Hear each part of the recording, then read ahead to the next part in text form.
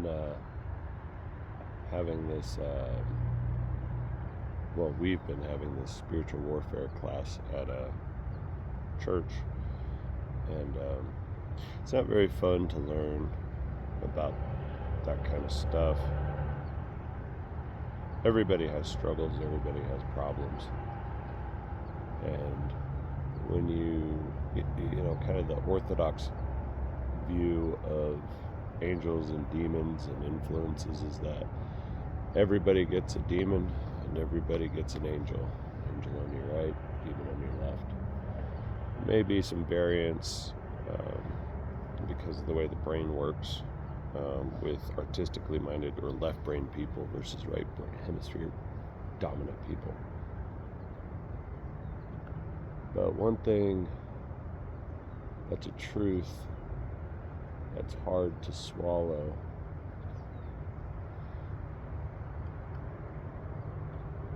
is that the evil that is inside us and the evil that befalls us and the terrible things that we do and the terrible things we encounter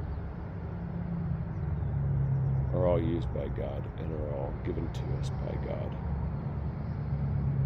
There is such a thing as useful demons.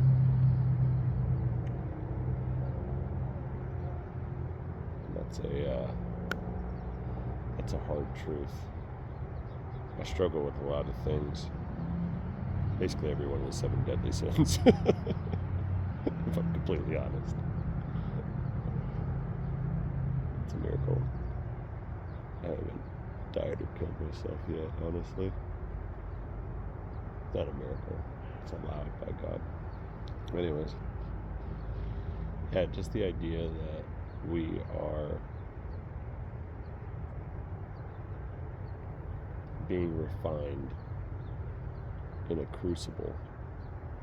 Daniel speaks about refiner's fire, and there was a Christian podcast. It was just a clip I came across, and they wanted to know about the smelting and refining of silver. And silver is a very different one than gold, the way you refine it. A lot of people, always think of gold as the, highest, and maybe it is, but silver is different. Silver is a process. It's a chemical process. It's very difficult, and I can't believe the refining of silver is as old as it is.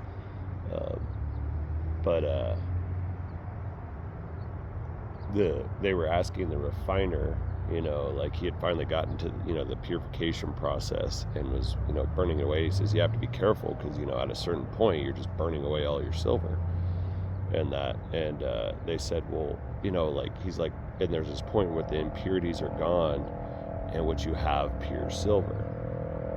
And he said, they asked him, well, when do you know when that point is? Like, you can't, go in there and test it or something, so when the guy was working it, and he said, well, when you can see yourself in it.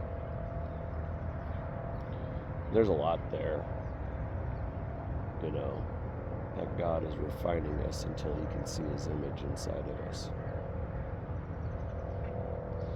God has a left hand and a right hand, and he works with both. And there's a lot of terrible things going on around the world right now. A lot of terrible things. God's left hand is very active. And his right hand is working as well. In the gospel, it says that Christ ascended to the right hand of the Father after he went to hell.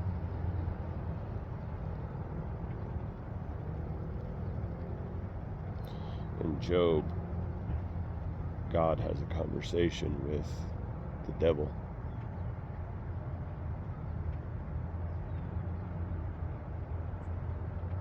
The devil was walking to and fro on the earth and up and down, back and forth and up and down.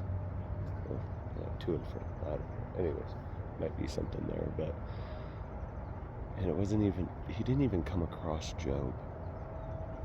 He was walking around seeking whom he may devour, and it was God that brought Satan's attention to Job, or Job to Satan's attention, I suppose is how I should say it.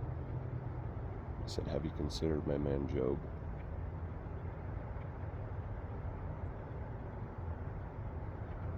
All that befell Job was caused by God. He did nothing to deserve it."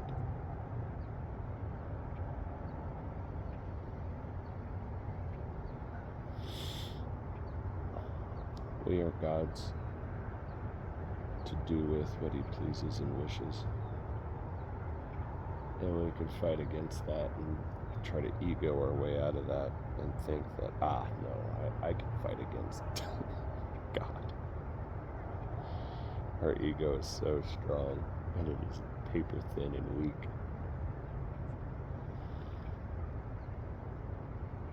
In the long discourse that Job, says to God, ask God, like, I think it's something like 135 questions or something like that. I can't quite remember. God's response is, "Where were you when I laid the foundations of the world?"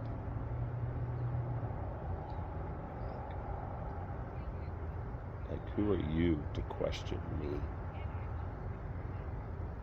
the great I am? Yeah. Anyways, any thoughts? Love you guys. God bless you.